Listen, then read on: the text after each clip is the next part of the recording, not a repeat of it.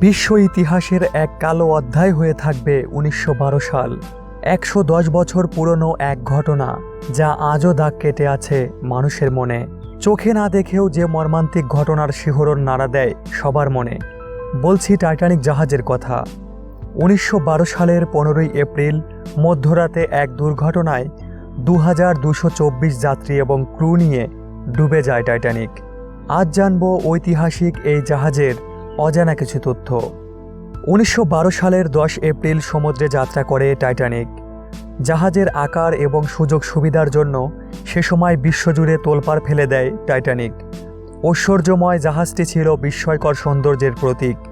জাহাজের মালিক থেকে শুরু করে যাত্রী কেউ কখনো ভাবেননি বিলাসবহুল এই বাহনের এমন পরিণতি হবে। সে সময়ের সবচেয়ে বড় জাহাজ ছিল টাইটানিক। এটির দৈর্ঘ্য ছিল ৮৮২ ফুট এবং ওজন ৪,৬০০ টন। বিশ্বকে আধুনিক প্রযুক্তির সঙ্গে পরিচয় করিয়ে দেওয়ার ল্যান্ডমার্ক ছিল এই টাইটানিক। সে বছরের জন্য এক প্রকার জাদু ছিল টাইটানিক।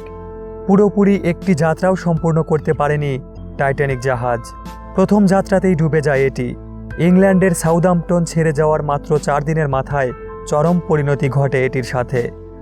আনুমানিক ১১:৪০ নাগাদ জাহাজটি ডুবতে শুরু করে এবং এটি পুরোপুরি ডুবে যেতে সময় নেয় ২ ঘন্টারও বেশি।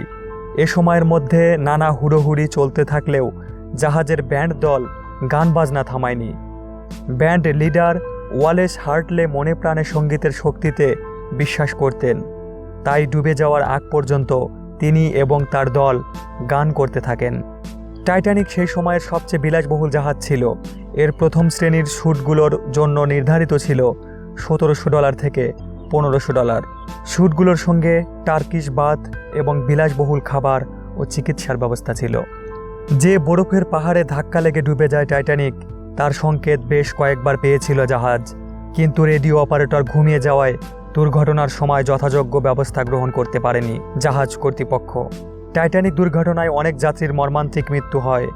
রেকর্ড অনুসারে ৮৩২ যাত্রী ও ৬৮৫ ক্রু মিলে সর্বমোট ১৫০০ মানুষ প্রাণ হারান। তবে যারা বেঁচে যান তাদের অধিকাংশই প্রথম শ্রেণীর যাত্রী ছিলেন। ডুবে যাওয়ার সময় এতই ঠান্ডা ছিল যে লাইফ জ্যাকেটেও কোনো কাজ হচ্ছিল না। আটলান্টিক সাগরের তাপমাত্রা সেদিন এতই কম ছিল যে মানুষ মিনিটের মধ্যে মারা যাচ্ছিলেন।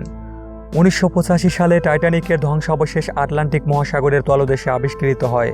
১৫ বর্গ মাইল এলাকা জুড়ে বিস্তৃত ছিল এটি। তবে জাহাজের বেশিরভাগ অংশ আজও অনাবিষ্কৃত রয়ে গেছে। হ্যালো ভিউয়ার্স, আমাদের ভিডিওটি যদি আপনাদের ভালো লেগে থাকে অনুরোধ করব চ্যানেলটি সাবস্ক্রাইব করে পরবর্তীতে রহস্যঘেরা আপডেট ভিডিওগুলো দেখার জন্য। সে পর্যন্ত ভালো থাকুন, সুস্থ থাকুন। আল্লাহ হাফেজ।